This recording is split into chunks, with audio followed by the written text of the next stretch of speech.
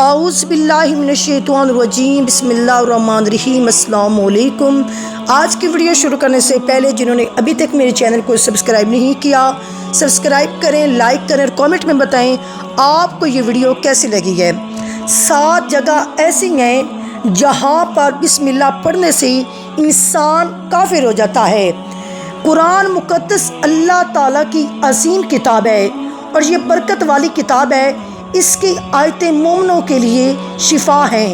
اس کے ایک ایک حرف میں 10 نیکیاں اللہ نے مقرر فرمائی ہیں۔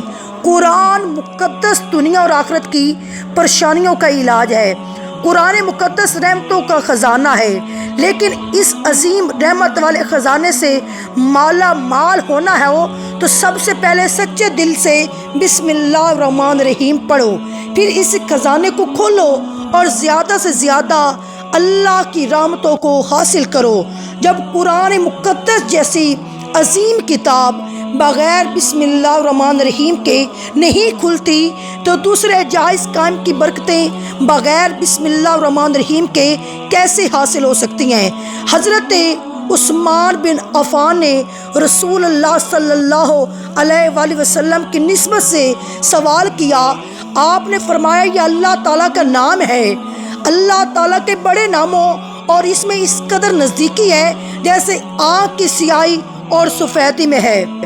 حضرت جابر فرماتے ہیں جب یہ آیت اتری بسم اللہ الرحمن الرحیم، بادل مشرق کی طرف چھٹ گئے، ہوائیں ساکن ہو گئیں، سمندر ٹھہر گیا، جانوروں نے کان لگا لیے، شیاطین پر آسمان سے شعلے گرے اور پروردگار عالم نے اپنی عزت اور جلال کی قسم کھا کر فرمایا کہ جس چیز پر میرا یہ نام لیا جائے گا اس میں ضرور برکت ہوگی۔ ابن مسعود فرماتے ہیں کہ جہنم کے 19 دروغوں سے جو بچنا چاہتا ہے وہ بسم اللہ الرحمن الرحیم پڑھے۔ اس کے بھی 19 حروف ہیں، ہر حرف ہر فرشتے سے بچاؤ بن جائے گا۔ اسے ابن عطیہ نے بھی بیان کیا ہے، لیکن کچھ ایسی جگہیں ہیں جہاں پر بسم اللہ الرحمن الرحیم پڑھنا حرام ہے، جائز نہیں۔ ہر انسان جہاں چاہتا ہے پڑھ لیتا ہے۔ کچھ لوگوں کی ایسی عادت بن جاتی ہے کہ کام کرنے سے پہلے ایک دم بسم اللہ الرحمن الرحیم پڑھ لیتے ہیں، اور جہاں پر بسم اللہ میں نہیں پڑھنا ہے، جہاں پہ بسم اللہ انسان اگر پڑھے گا تو وہ گنہگار ہوگا۔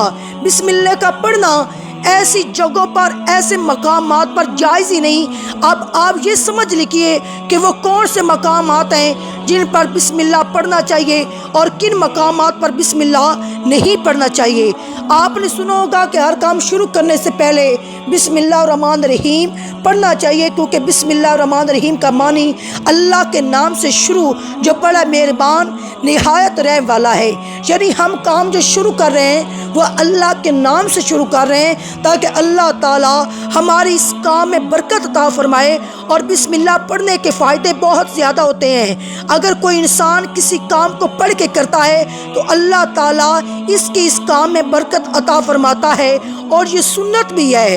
حضور صلی اللہ علیہ نبی کریم نے بہت سارے مقامات پر ہمیں بسم اللہ الرحمن الرحیم پڑھنے کی تاکید فرمائی۔ حضور نے بسم اللہ الرحمن الرحیم پڑھنے کا حکم دیا ہے۔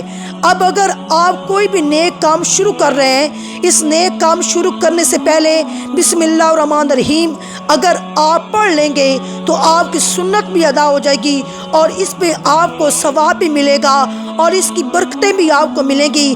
اگر آپ نے کسی نیک کام شروع کرنے سے پہلے بسم اللہ پڑھ لیا تو پھر انشاءاللہ اس میں آپ کو نقصان نہیں ہوگا، اللہ تعالیٰ آپ کا حامی و مددگار بن جائے گا، کیونکہ آپ نے اس کام کو اللہ کے نام سے شروع کیا ہے۔ ہمارا کام تھا کرنا اور بندے نے کیا، اور جو اس کے بس میں ہوتا ہے، بندہ تو اسباب اختیار کرتا ہے اور بندہ کر بھی کیا سکتا ہے۔ بندے کے ذمے صرف اسباب کا اختیار کرنا ہے۔ آپ کسی کام کو کرنے سے پہلے سبب اختیار کریں، ہمیں یہ کام کرنا ہے، باقی آپ اللہ کے سپرد کر دیں۔ آپ اپنے کام کریں، باقی جو آپ کا کام ہے وہ اللہ تعالیٰ کے سپرد ہے۔ ایک مرتبہ ایک صحابی آئے، آ کے عرض کی یا رسول اللہ میں پریشان ہوں، ہمارے اونٹ کہیں کھو گئے ہیں۔ آپ نے ان کو یہ بتایا کہ اللہ پر بھروسہ کرو، اور اللہ پر بھروسہ ہی اصل چیز ہے۔ یہ بولو کہ میں نے اللہ پر بھروسہ کیا، اللہ پاک کافی بہترین کارساز ہے۔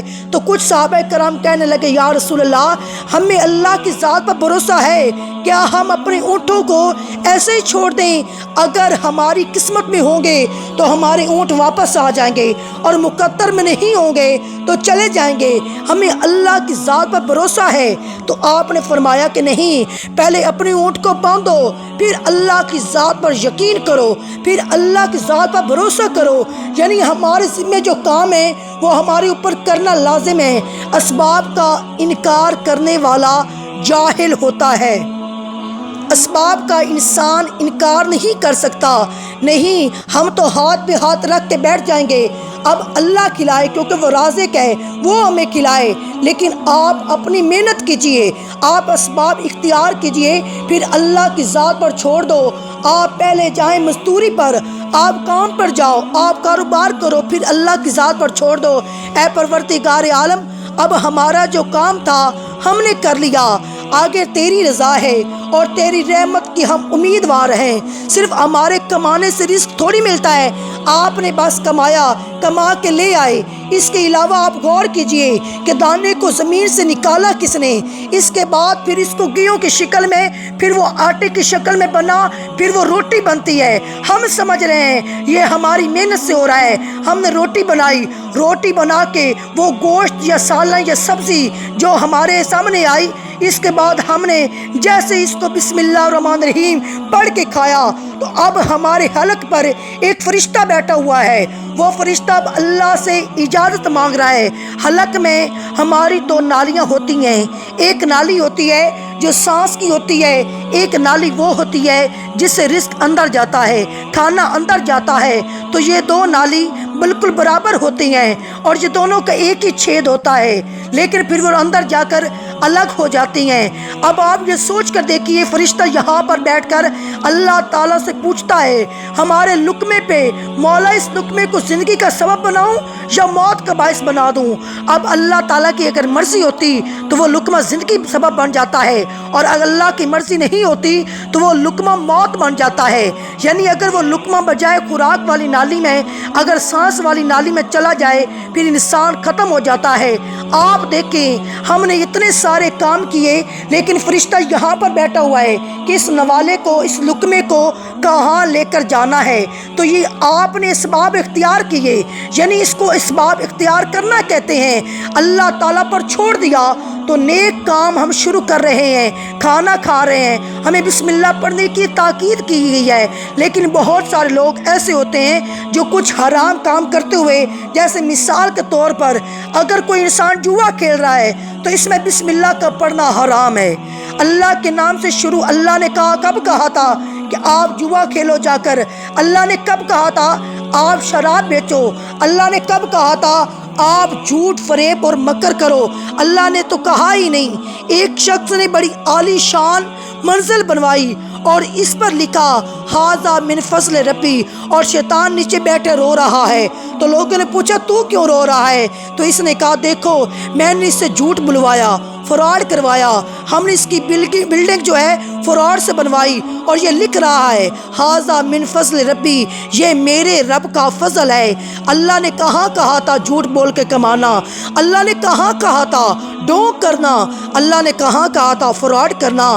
تو مقصد صرف یہ ہے، شیطان تو ہر طرح سے انسان کو بہکاتا ہے، تو اس لیے حرام کاموں سے پہلے ہمیں بسم اللہ نہیں پڑھنا۔ ہمیں ہر نیک کام شروع کرنے سے پہلے بسم اللہ الرحمن الرحیم پڑھنا چاہیے۔ ہمیں احتیاط رکھنا چاہیے، جب ہم باتھ روم کے اندر داخل ہو چکے ہوں، نہانے سے قبل بسم اللہ نہ پڑھیں۔ باتھ روم میں جانے سے پہلے ہم بسم اللہ الرحمن الرحیم پڑھیں، اور باتھ روم کے نکلنے کے بعد جب کپڑے پہنے تو پھر بسم اللہ الرحمن الرحیم پڑھیں۔ اور کوئی انسان کاروبار کرتا ہے، اب اس نے جھوٹ بولا، پھر اس کے بعد پیسے لیتے وقت بسم اللہ الرحمن الرحیم پڑھ لی، تو ایسی جگہوں پر جہاں پر حرام کام کوئی بندہ کرتا ہے وہاں پر بسم اللہ الرحمن الرحیم نہیں پڑھنا چاہیے، کیونکہ اللہ تعالیٰ نے آپ کو دنیا میں چھوٹ دے رکھی ہے، جیسا کرو گے ویسا بھرو گے۔ اللہ سب کو دیکھ رہا ہے کون کیا کر رہا ہے، تو جو کچھ ہم کر رہے ہیں صحیح ہے یا غلط ہے، اس کے بعد لوگ کہتے ہیں یہ تو اللہ کی مرضی ہے، لیکن یاد رکھنا یہ اللہ کی مرضی نہیں۔ اللہ کی اجازت ہے، اللہ نے آپ کو اجازت دی ہوئی ہے، بس اللہ نے چھوٹ دی ہے کہ کر لو کہ دنیا میں جیسا کرنا ہو۔ اللہ ظالم کو ڈیل دیتا ہے لیکن جب پکڑتا ہے تو چھوڑتا نہیں۔ اللہ کی پکڑ بڑی سخت ہے، تو دنیا میں اللہ دیکھ رہا ہے، یہ مرضی نہیں ہے اللہ کی کہ آپ گناہ کرو، لیکن اللہ نے بس اجازت دی ہوئی ہے، آپ کر لو، دیکھو کتنا کرو گے۔ ایک دن آؤ گے، میرے پاس آؤ گے، جب آؤ گے تب ہم فیصلہ کریں گے۔ مالک یوم الدین، انصاف کے دن کا حاکم تو اللہ ہے، سمجھیے۔ اور ہمیں یہ سمجھنا چاہیے کہ کون سے کام ہمیں کب کرنے چاہیے اور کب نہیں کرنے چاہیے۔ جو سنت رسول پر ہم عمل کریں گے تو اللہ تعالی ہمیں کامیاب کر دے گا، دنیا میں بھی اور آخرت میں بھی۔ اللہ پاک ہمیں بہتر عمل کرنے کی توفیق عطا فرمائے اور ہمارا خاتمہ ایمان پر فرمائے۔